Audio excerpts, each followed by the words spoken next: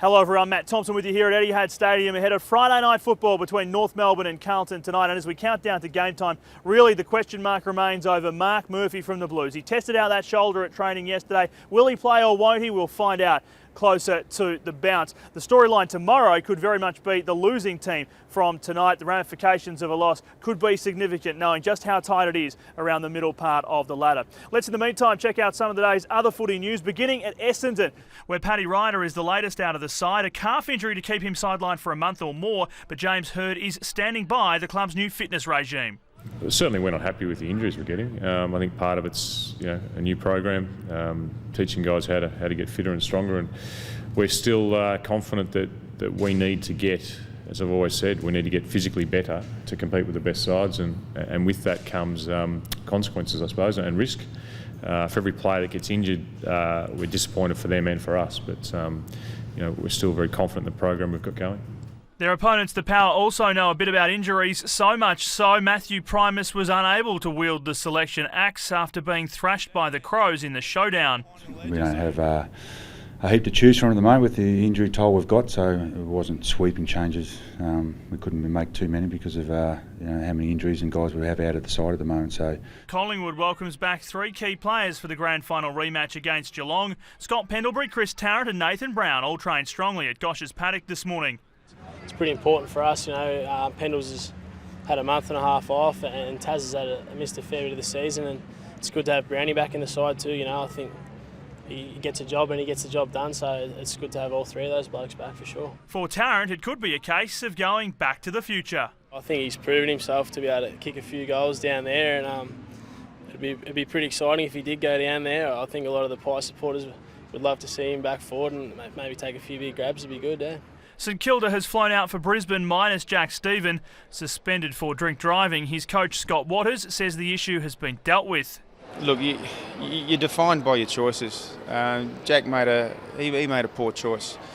At the same time, we have a responsibility now to really put an educational program around Jack and make sure that his, the next 5, 6, 7, 8 years of his career are really solid. So we'll support him.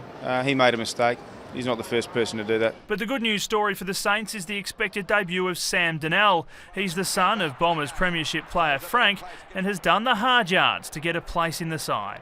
Obviously he spent some time sort of at VFL level with Essendon and didn't quite sort of, get the opportunity there. And then we picked him up. He's spent time at VFL level, a lot of time. He's 22, 23 now. And it's been on the back of just really consistent form at Sandringham. He's probably been in the top 3 players there most weeks this year. So he's forced the issue, which is what you want. Another son of a gun has also finally broken through for a shot at the big time. Tom Couch, the son of Cats Brownlow medalist Paul, has been selected to debut for the Demons against Fremantle. Really good, persist, good journey. From Geelong to South Australia to Collingwood to Melbourne. So that's great, and he has the opportunity to come in some really good VFL form, so really pleased with that.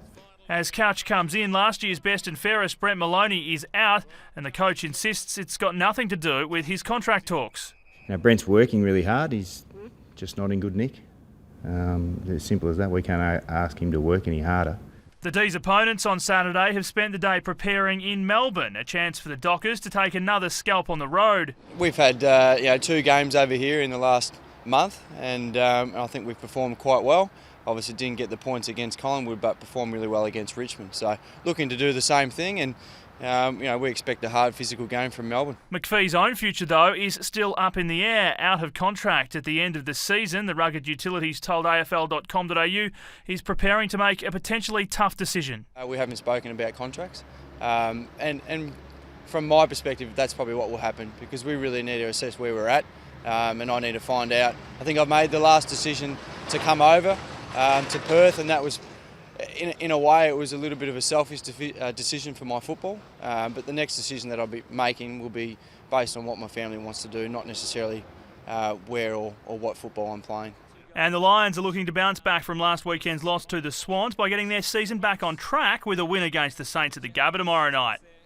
Yeah, it's a massive game for the footy club, and I think it's one we think we can win. So we're going to obviously we go out there to win every week, and this is going to be massive for us. And if we want to take the next step forward, these are the games they've got to win. And that is a wrap on the footy news this Friday. Hey, we're here at Docklands. We cannot wait for the match. Of course, right across the weekend, you can tune into afl.com.au. We have match reports, we have stats, we have highlights, we have analysis, we have everything you could possibly need. So enjoy your weekend at the footy, and we'll catch you soon.